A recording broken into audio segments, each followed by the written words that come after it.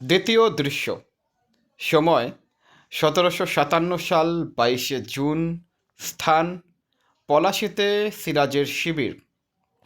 চরিত্রবৃন্দ: মঞ্চে প্রবেশের পর্যায় অনুসারে সিরাজ, মোহনলাল, মেরমর্দান, প্রহরী, বন্দি কমর। গভীর রাত্রি।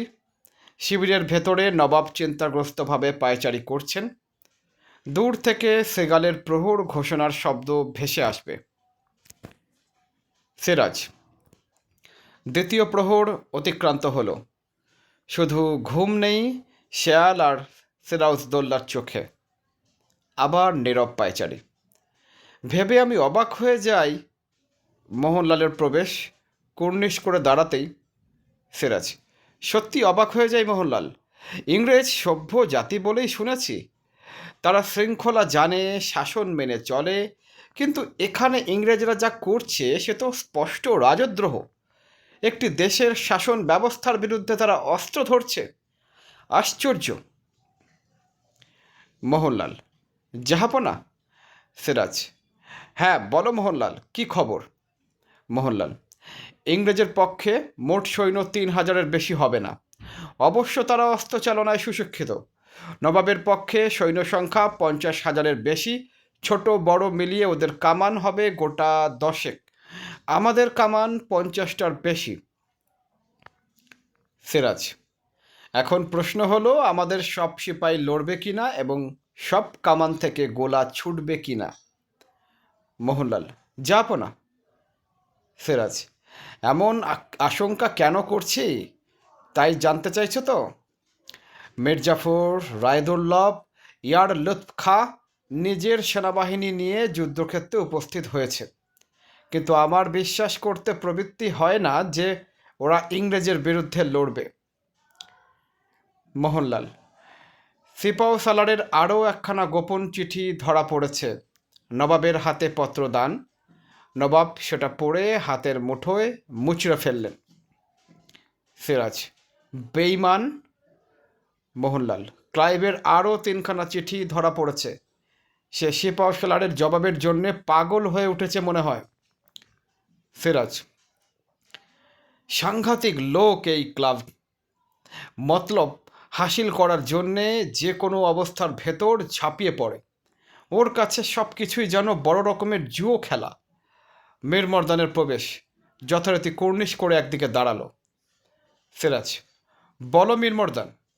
মেরমর্দান: ইংরেজ সৈন্য লক্ষ্যবাগে আশ্রয় নিয়েছে।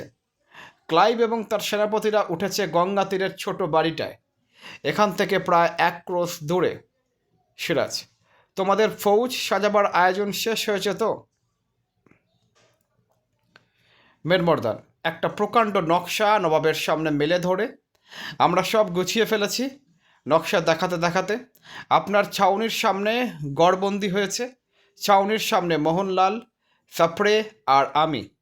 আরও ডান দিকে গঙ্গার ধারে এই ঢিপিটার উপরে একদল পদাতিক আমার জামাই বদ্রি আলী খাঁর অধীনে যুদ্ধ করবে।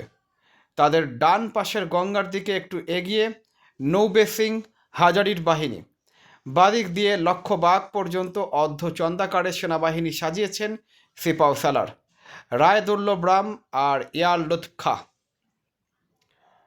সিরাজ নকশার কাছ থেকে সরে এসে একটু পায়চারি করলেন। কত বড় শক্তি, তবু কত তুচ্ছ মেরমর্দান।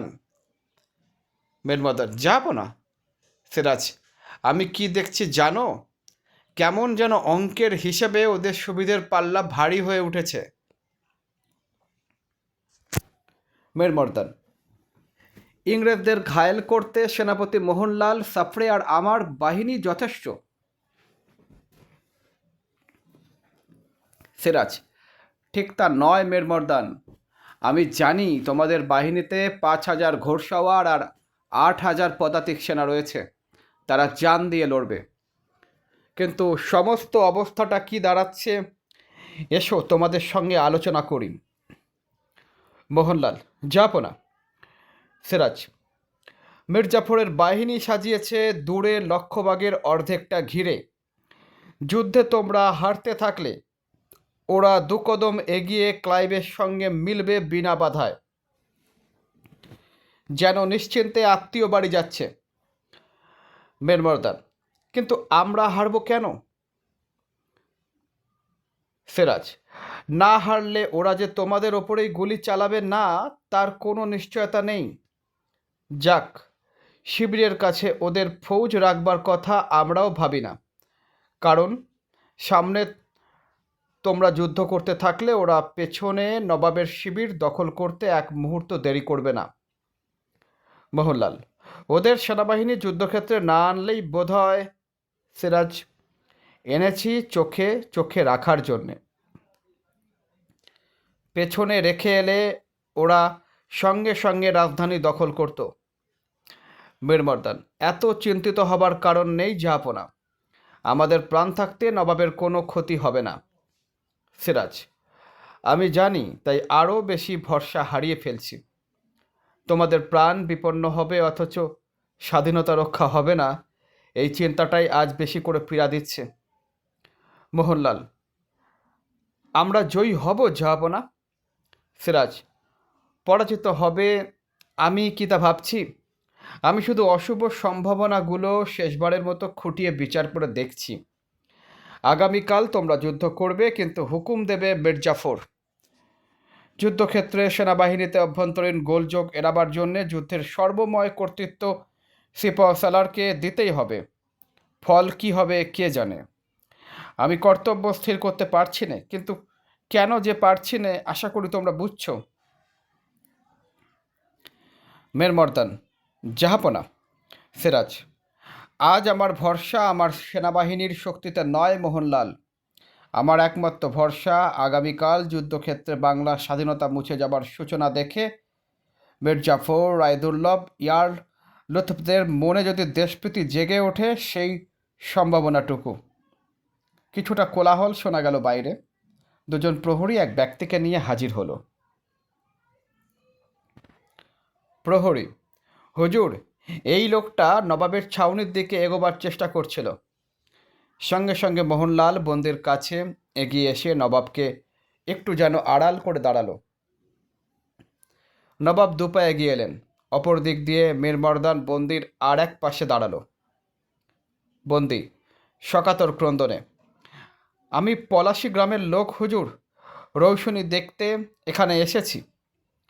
মোহনলাল প্রহরীকে, তল্লাশি করো। প্রহরী তল্লাশি করে কিছুই পেল না, কিন্তু একে সাধারণ গ্রামবাসী বলে মনে হচ্ছে না জাহাপনা। মীরমর্দান প্রহরীকে, বাইরে নিয়ে যাও, কথা আদায় করো। হঠাৎ, দেখি দেখি, এ তো কমর বেগ জমাদার, মির্জাফরের গুপ্তচর উমর বেগের ভাই। এও গুপ্তচর। কমর সহসা বাটিতে লুটিয়ে পড়ে, জাহাপনার কাছে বিচারের জন্য এসেছি, আমাকে আসতে দেয় না, তাই চুরি করে হুজুরের কদম মোবারকে ফরিয়াদ জানাতে আসছিলাম। সিরাজ কাছে এগিয়ে এসে, কি হয়েছে তোমার? কমর, আমার ভাইকে সেনাপতি মোহনলালের হুকুমে খুন করা হয়েছে হুজুর। সিরাজ, মোহনলাল? মোহনলাল গুপ্তচর উমর বেগ জমাদার হাতে নাতে ধরা পড়েছিল জাহাপনা। ক্লাইভের চিঠি ছিল তার কাছে। প্রহরীদের হাতে ধরা পড়বার পর সে পালাবার চেষ্টা করে, ফলে প্রহরীদের তলোয়ারের ঘায়ে সে মারা পড়েছে। সিরাজ অবিশ্বাসের দৃষ্টিতে মোহনলালের দিকে এক দৃষ্টি চেয়ে রইলেন। মোহনলাল যেন দোষ ঢাকবার চেষ্টায়, সে চিঠি জাহাপনার কাছে আগেই দাখিল করা হয়েছে। সিরাজ মোহনলালের দিক থেকে দৃষ্টি ফিরিয়ে একটু পায়চারি করে চিন্তিত ভাবে, কথায় কথায় মৃত্যু বিধান করাটাই শাসকের সবচাইতে যোগ্যতার পরিচয় কিনা সে বিষয়ে আমি নিঃসন্দেহ নই মোহনলাল। কমর, জাহাপনা মেহেরবান। সিরাজ প্রহরীদের, একে নিয়ে যাও, কাল যুদ্ধ শেষ হবার পর থেকে একে মুক্তি দেবে। কমর রুদ্ধস্বরে, এই কি জাহাপনার বিচার? সিরাজ, আমি জানি এখানে এই অবস্থায় শুধু ফরিয়াদ জানাতেই আসবে, এতটা নির্বোধ তুমি নও। কঠোর স্বরে প্রহরীদের, নিয়ে যাও। বন্দিকে নিয়ে প্রহরীদের প্রস্থান। সিগারের প্রহর ঘোষণা। সিরাজ, তোমরাও এখন যেতে পারো, আজ রাতে তোমাদের কিছুটা বিশ্রামের প্রয়োজন, রাত প্রায় শেষ হয়ে এলো। মোহনলাল ও মীরমর্দান বেরিয়ে গেল। সিরাজ পায়চারি করতে লাগলেন। সোরাহি থেকে পানি ঢেলে খেলেন। কোথাও একটা প্যাঁচা ডেকে উঠল। সিরাজ উৎকণ্ঠ হয়ে তা শুনলেন। কি যেন ভেবে রেহেলে রাখা কোরআন শরীফের কাছে গিয়ে জায়নামাজে বসলেন। কোরআন শরীফ তুলে ওষ্ঠে ঠেকিয়ে রেহেলের উপর রেখে পড়তে লাগলেন। দূর থেকে আজানের ধ্বনি ভেসে এলো। সিরাজ কোরআন শরীফ মুড়ে রাখলেন। আসসালাতু খায়রুম মিনান নাওমের পর মোনাজাত করলেন। আস্তে আস্তে পাখির ডাক জেগে উঠতে লাগলো। হঠাৎ সুতীব্র তুর্ষনাদ স্তব্ধতা ভেঙে খান খান করে দিল। দেশান্তর।